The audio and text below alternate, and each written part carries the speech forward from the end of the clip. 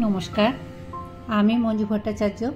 আমার গল্প পাঠ আসরে আপনাকে স্বাগত জানাচ্ছি। আমার আজকের নিবেদন সুনীল গাঙ্গুলির সেই সময় উপন্যাসের পরবর্তী অংশ। দাঁতন শেষ করে নিম ডালটা ছুঁড়ে ফেলে দিয়ে বিধুশেখর ডান হাতটা বাড়িয়ে রইলেন। একজন ভৃত্য অমনি একটি তামার জিভ ছোলা নিয়ে এলো। খানিকক্ষণ জিহ্বা পরিষ্কার করার পর তিনি সেটা ফিরিয়ে দিলেন ভৃত্যটির দিকে। সে জল নিয়ে প্রস্তুত। মুখ প্রক্ষালন করার পর বিধুশেখর গেলেন অন্ন প্রাতকৃত সেরে আসতে। সকালবেলা পুজো আচ্চা শেষ করার আগে বিধুশেখর সাধারণত কারোর সঙ্গে একটিও কথা বলেন না। তাই হুকুমের অপেক্ষা করতে হয় না ভৃত্যদের। তারা প্রত্যেক দিনই একই নিয়ম মতন পর পর সব কিছু সাজিয়ে রাখে। প্রাতকৃত্যের পর স্নান। বিধুশেখরের বাড়ির সংলগ্ন নিজস্ব পুষ্করিণী আছে, কিন্তু তিনি পুষ্করিণীতে স্নান করা পছন্দ করেন না। অতি ভোর থেকে ভৃত্যেরা বাগানে একটি পোর্সেলিনের বিরাট গামলায় জল ভরে রাখে। সেই জল রৌদ্রে উষ্ণ হয়। তার পাশেই পাতা থাকে একটি মাদুর। প্রাতকৃত্য সেরে এসে বিধুশেখর বাসি কাপড় ছেড়ে একটি তেল ধুতি পরে সেই মাদুরের ওপর শুয়ে পড়েন। তখন কয়েকজন ভৃত্য তার শরীরে তৈলমর্দন করে। এই ব্যাপারটা চলে অনেকক্ষণ। প্রভু বা ভৃত্যেরা কেউ কোনো কথা বলে না, শুধু দলাই মলাই করার চপাস চটাং শব্দ হয়। তারপর একসময় বিধুশেখর নেমে পড়েন জলের গামলায়। সেখানেও তিনি শুয়ে থাকেন স্থির হয়ে। ভৃত্যেরা সম্মার্জন করে তার অঙ্গ। এত কাণ্ড সত্ত্বেও তার স্নানটি পড়ে প্রায় কাক স্নানের পর্যায়ে।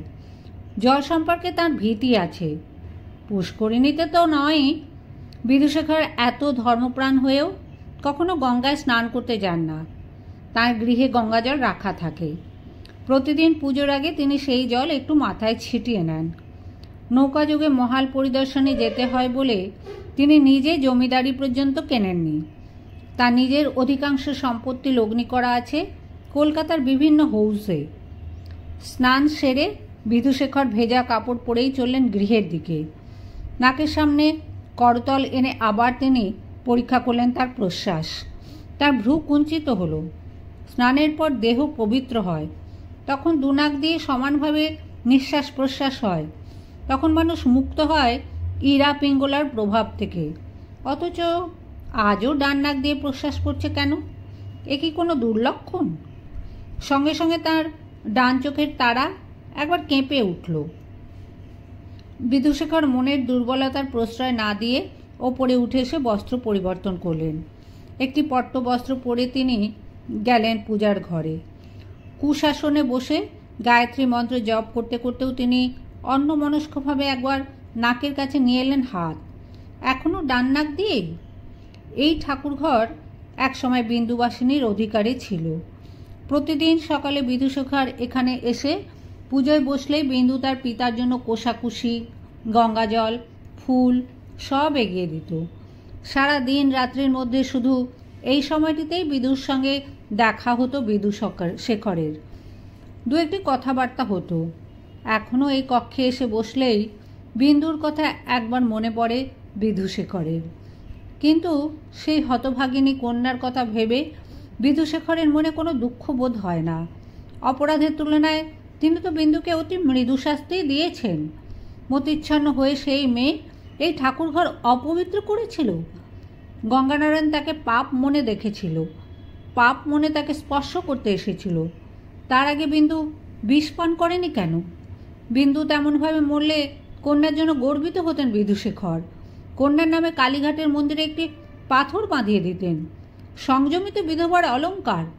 যে বিধবা এ জন্মে প্রতিটি বিধান মেনে কঠোরভাবে আত্মসংযম পালন করে, পরজন্মে তাঁর সিঁথির সিঁদুর অক্ষয় হয়।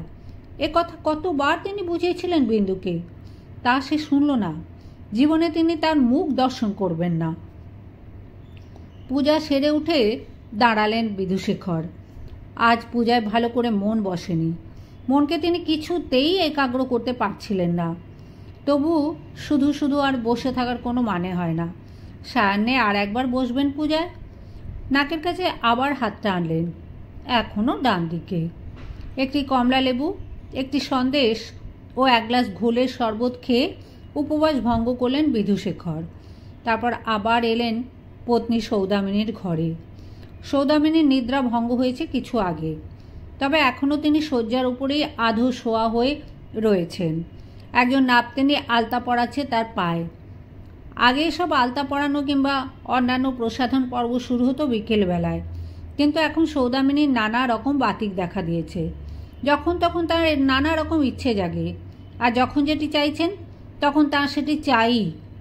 একদিন রাত দুপুরে ঘুম ভেঙে তিনি হঠাৎ নতুন গুড়ের মোয়া খাওয়ার বায়না ধরেছিলেন। তিনি স্বপ্ন দেখেছিলেন যে দুর্গাপুজোর বাজনা বাজছে আর তার পাশ দিয়ে নিয়ে যাওয়া হচ্ছে তার মৃতদেহ। শীতকাল আসবার আগেই তিনি মরে যাবেন। স্বপ্নে এরকম ইঙ্গিত ছিল, তাহলে আর এবছরে নতুন গুড়ের মোয়া খাওয়া হবে না? সে কথা ভেবেই দুঃখে তার বুক ফেটে গেল। তিনি অবোধ বালিকার মতন কান্না জুড়ে দিয়েছিলেন। সৌদামিনী অসুস্থ হয়ে পড়ার পর থেকে তার বিধবা বড় মেয়ে নারায়ণী সংসারের কর্তৃত্ব নিয়েছে। দাসীরা ডেকে এনেছিল তাকে। নতুন গুড়ের মোয়া তো দূরের থাক, বাড়িতে কোনো রকম মোয়াই নেই। এত রাত্রে তো পাওয়াও যাবেই না, বা কোথায়?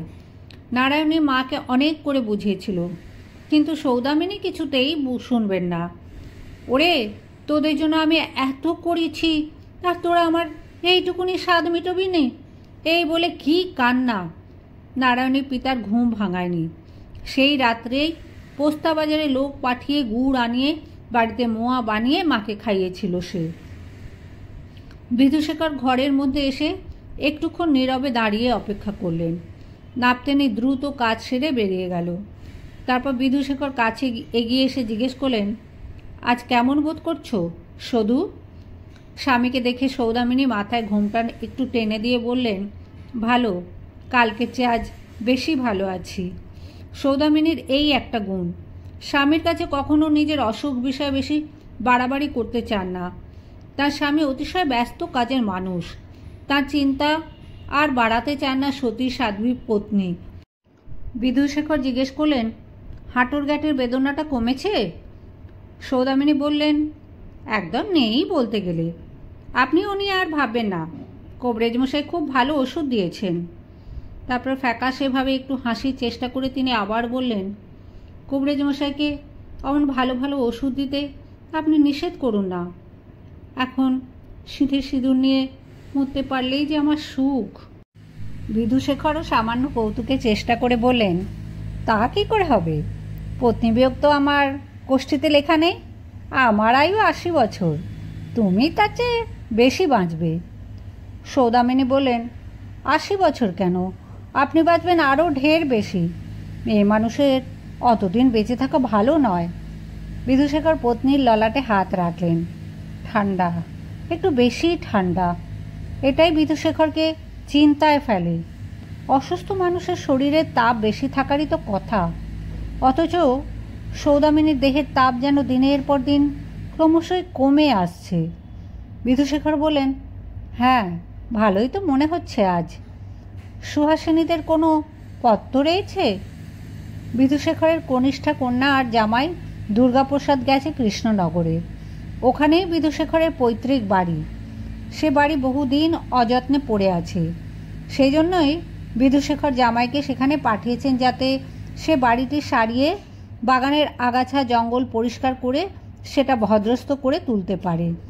মস্ত বড় বাড়ি, শুধু শুধু ফেলে রাখা কোনো কাজের কথা নয়।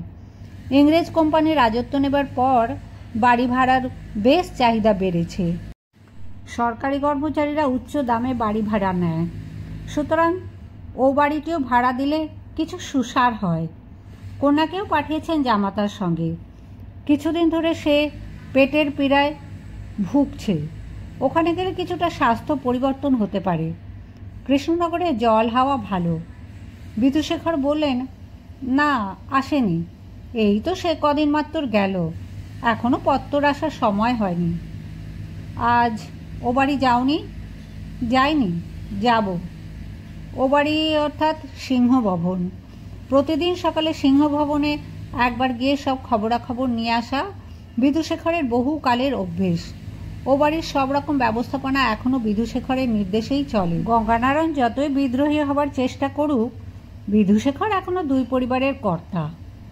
পত্নীর কাছ থেকে বিদায় নেবার আগে বিধুশেখর সৌদামিনীর নাকের কাছে হাত নিয়ে বললেন, শ্বাস ফেলো তো। আশ্চর্য, সৌদামিনীরও ডান নাক দিয়ে প্রশ্বাস পড়ছে।